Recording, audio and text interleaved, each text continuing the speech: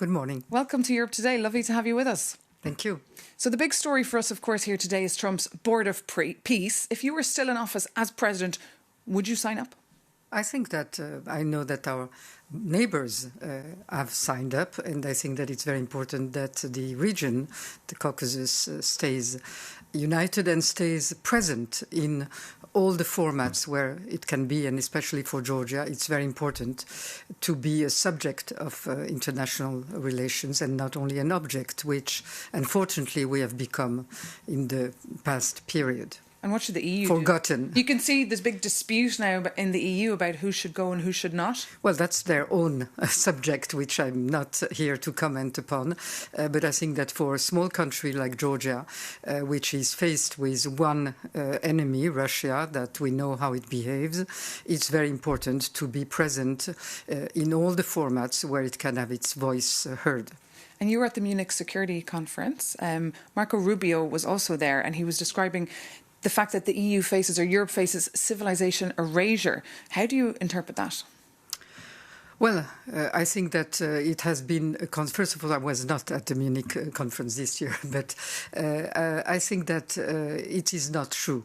It's not what happens in one day that suddenly Europe's and this civilization is erased. And on the contrary, I think that what is happening is a wake-up of Europe, which is discovering that together with its huge economic power, its huge civilizational power, it also needs force, strength and military power.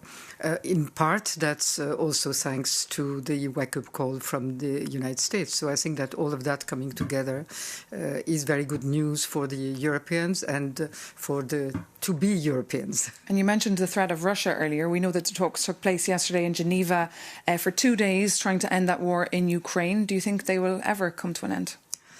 I think, of course, it will come to an end one day. What is important is how it comes to an end, because as neighbors of Russia, all the neighbors of Russia know that Russia has been a constant invader, a constant aggressor, and a constant imperialist power that doesn't know where its borders stop. So what is very important out of these peace negotiations is the, of course, sovereignty of Ukraine, territorial integrity of Ukraine, and also the fact that Russia recognizes elsewhere that it cannot occupy the territory of its neighbors. That's true for Abkhazia and Ossetia. That's true for North Dnepr, Transnistria. Is Putin interested in peace, do you think, at these talks? He's never interested in peace. He has to be brought to peace by constraint. And I think that in that sense, probably the uncertainty that Putin is probably experiencing with Trump and Trump's actions is the best ally for forcing him down to a peace agreement. Maybe it's the best time that we have to see Russia having to recognize that somebody is both unpredictable and stronger than he is. And meanwhile, in Georgia, what about the path towards EU membership? It's on ice now. Talks are on hold. Well, it's a very thick ice at this time because everything that is happening within Georgia today is distancing us from the European path, from the European reforms. We have a capture of the state by Russia. We have a Russian model, in fact, being put into place at a very rapid pace, and that's costless for Russia. Much more costless than, of course, the military intervention in Ukraine. With us, it's taking over institutions, democratic old principles, but there is a civil society, unlike in Russia or unlike in Belarus, a civil society that is fighting, that is resilient. And what more can you do here? What more can you do here?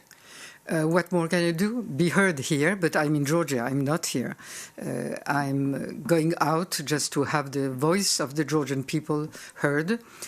More attention to Georgia, which is not easy at a time when there are so important and many crises around us. But it's still very important that we have the moral support, because the people that are fighting for a European democratic Georgia.